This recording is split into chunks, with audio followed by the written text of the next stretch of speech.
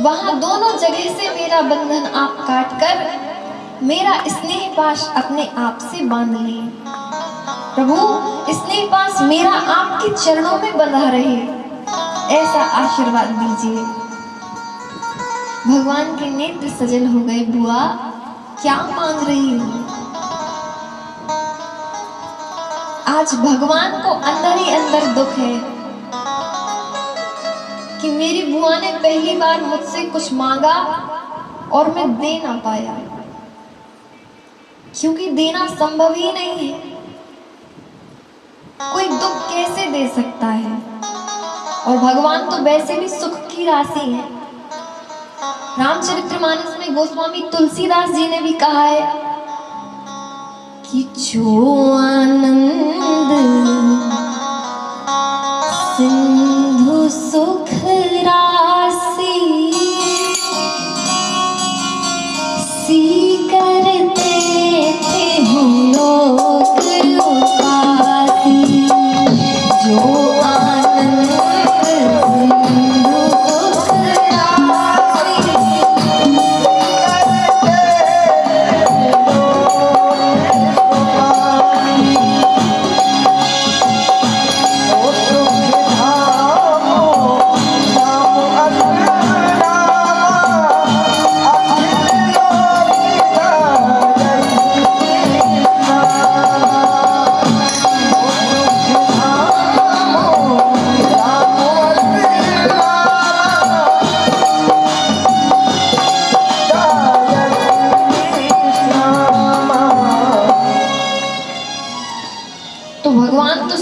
सागर है, दुख देना संभव ही नहीं था। लेकिन भगवान बोले, बुआ, यदि आपका इतना ही स्नेह मुझसे है तो अब मैं द्वारिका जाता ही नहीं। आज जाते जाते भगवान को बुआ के प्रेम ने रोक लिया। प्रभु समस्त पांडवों के साथ उनके महल में गए। पांडवों में हर्ष की लहर दौड़ पड़ी। कालचक्र आगे बढ़ा। एक दिन महाराज युधिष्ठिर चिंतित बैठे थे। द्वारिकाधीश ने देखा तो पूछ लिया, भैया, समस्त शत्रुओं का पराभव करके आज आप सम्राट की पदवी को विभूषित कर रहे हैं, फिर आपके मुखमंडल पर यह शोक कैसा? तब युधिष्ठिर बोले, क्या बताऊं, मैंने जिन महापुरुषों को खोकर इस पदवी को पाया है ना, वो मैं ही जानता हूं।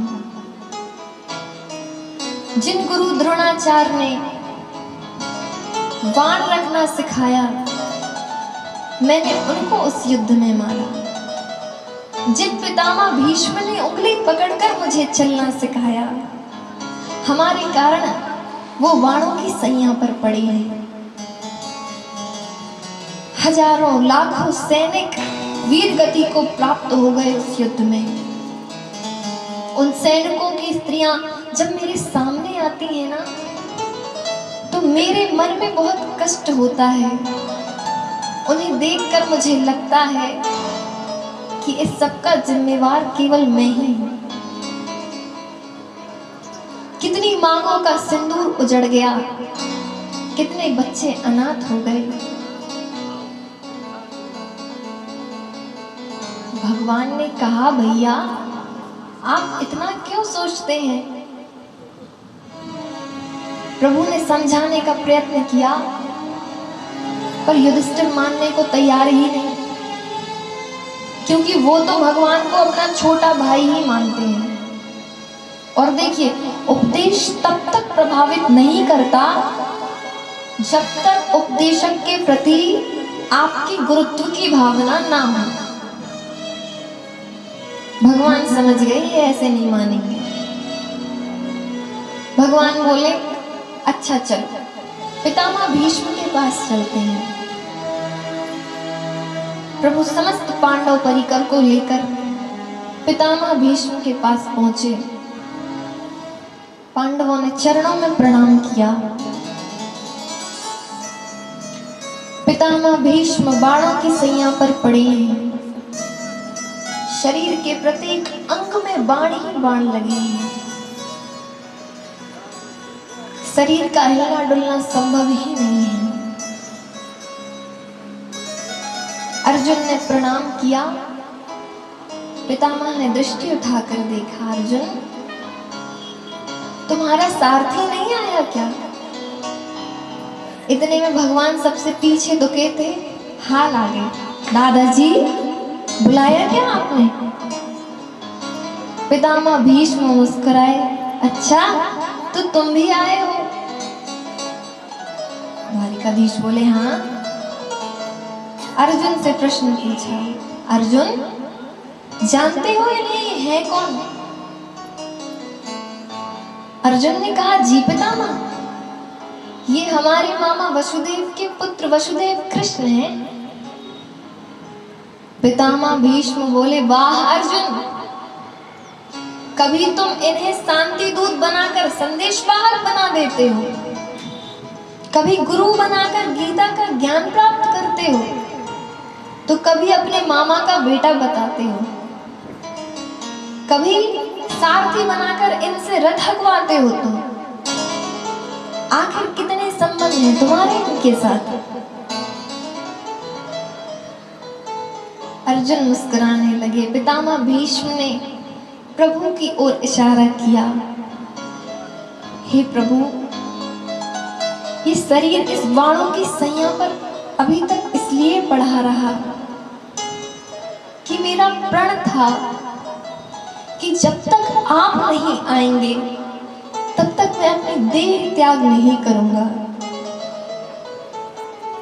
अब जब आप आ ही गए हैं तो जब तक मैं ना जाऊं आप यहीं रहिए।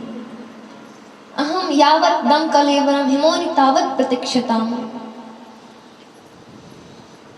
भगवान सोचने लगे, हे भगवान अच्छी ड्यूटी लगाई इनने तो हमें।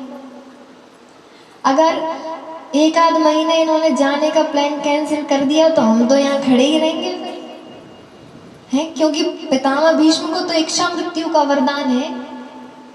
देखिए मरना कभी अपनी मर्जी से नहीं होता, और मुझे तो लगता है कि अगर मर्जी से मरना होता तो शायद कोई ना मरता।